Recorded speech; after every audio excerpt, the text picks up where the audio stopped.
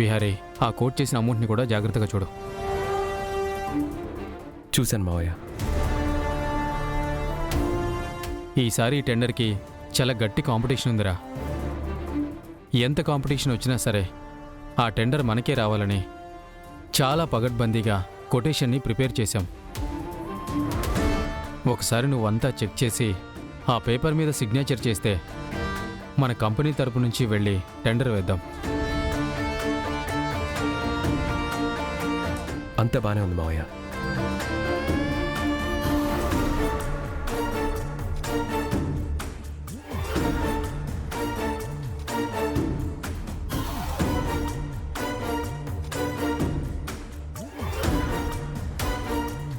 సరేరా, నేను రెడీ అయ్యి వచ్చాక టెండర్ వేయడానికి వెళ్దాం.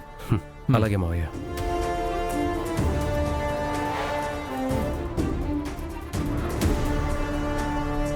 నువ్వు ప్రతి సంవత్సరం వేసే సెంట్రల్ గవర్నమెంట్ కాంట్రాక్ట్ ఈసారి నీకు రాకూడదు.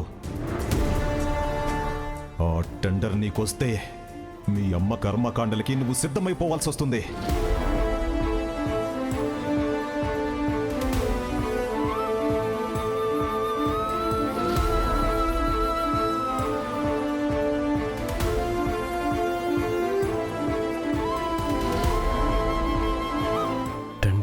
పెంచి వేస్తేనే మాకి టెండర్ అలాట్ అవ్వదు.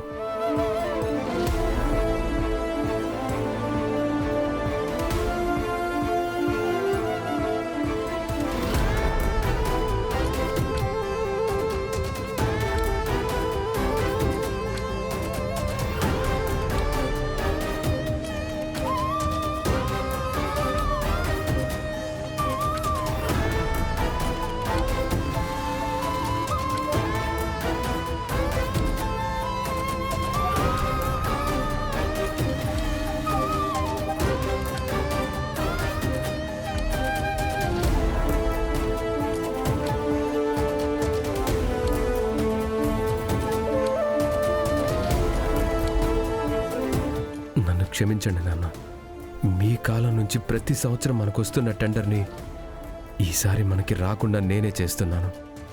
ఇది తప్పైనా తప్పటం లేదు.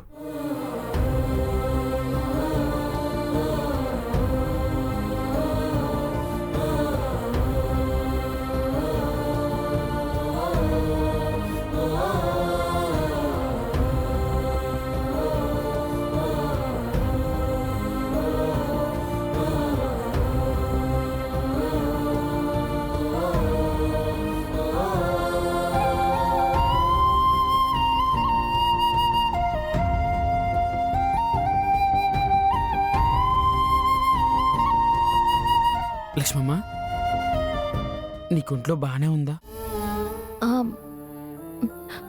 బానే ఉంది పండు. ఏట్లేదు లక్ష్మమ్మ, ఇంతకు ముందులాగా నువ్వు చలాకీగా లేవు, నీరసంగా కనిపిస్తున్నావు. నిన్ను చూస్తుంటే నాకు చాలా కంగారుగా ఉందమ్మా. నాకంతా బానే ఉంది పండు. నా గురించి నువ్వేం కంగారు పడకు. సరేమ్మా, నువ్వు లేదు, నేను కాపీ కలుపుతాను. వదిలే పండు. పద్మాక్షమ్మ వాళ్ళ ఫ్రెండ్స్ కోసం నన్నే కాఫీ పెట్టుకుని తీసుకుని రమ్మన్నారు. నువ్వు కాఫీ పెట్టడం చూసిందంటే మళ్ళీ లేనిపోని గొడవ. పర్వాలేదులే పండు, నేను పెడతాను.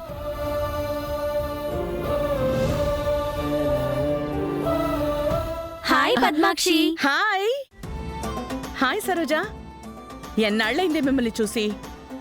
ఏదే నీ కూతురేది? ఒక్క నిమిషం ఉండండి, పిలుస్తాను. సహస్రా, సహస్రా. వస్తున్నానమ్మా. Hi aunty. హాయ్. ఎలా ఉన్నారు? మేం బాగానే ఉన్నామమ్మా. నువ్వెలా ఉన్నావు? ఇప్పుడు నీకెలా ఉంది? నాకేంటి, నేను బానే ఉన్నానంటీ. అదేంటి సహస్రా, 3 నెలలు దాటిందంటే కొంచెం కళ్ళు తిరగడం, వామిటింగ్స్ అవడం, వికారం, పులుపు తినాలనిపించడం ఇవన్నీ ఉంటాయి కదా.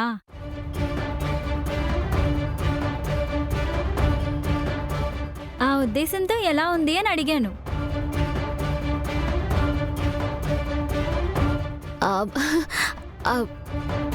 అవన్నీ ఉన్నాయంటీ. ప్రెగ్నెంట్ అయితే అవన్నీ లేకుండా ఎలా ఉంటాయి? ఇంకా మామిడికాయల సీజన్ రాకుండానే పుల్లటి మామిడికాయలు కావాలని అడుగుతోందే. పద్మాక్షి, మాకు మామిడి తోటలు ఉన్నాయి కదే, ఈసారి సహస్రకి నేను మామిడికాయలు పంపిస్తానులే. ఆంటీ ఇంకా నుంచుని ఉన్నారేంటి? కూర్చోండి. రండి కూర్చుని మాట్లాడుకుందాం.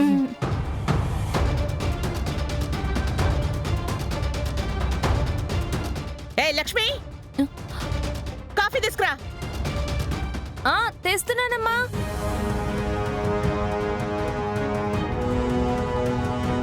మొత్తానికి నా కూతురు మా వంశానికి వారసుండివ్వబోతోంది. దాని కడుపులో మా అన్నయ్యనే మోస్తోంది.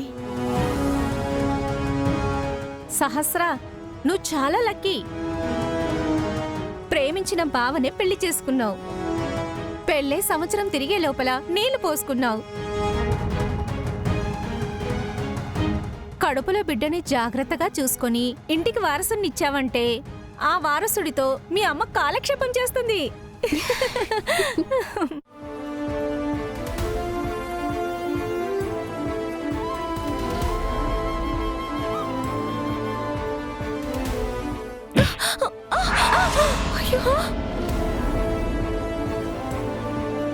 ఒసేయ్, కళ్ళు కనబడ్డం లేదే నీకో?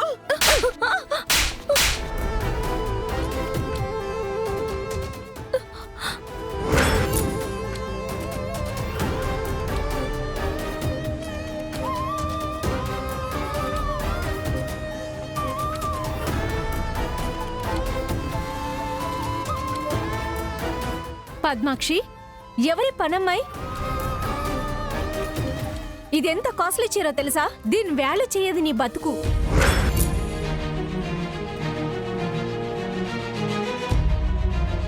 నా చీర మీద కాఫీ పోస్తావా నిన్ను? అయ్యో ఆంటీ, పాపం తనేదో చూసుకోలేదు. తన తరపున నేను సారీ చెప్తున్నానంటీ.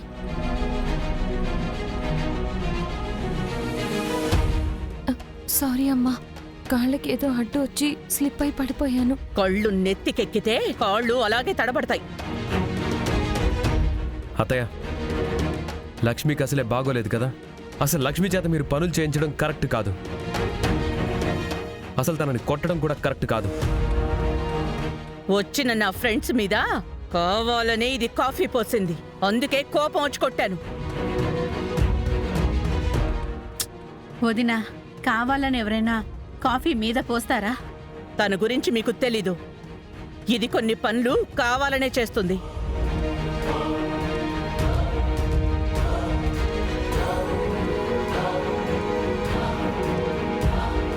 అక్క, లక్ష్మి ఎలాంటిదో తెలుసు కదా.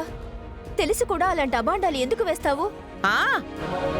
అదో శుద్ధపూస నేనొక పెద్ద సూర్పణకలాగే మీ అందరి కళ్ళకి కనిపించేది. అది చేసే పనులు మాత్రం కనబడవు.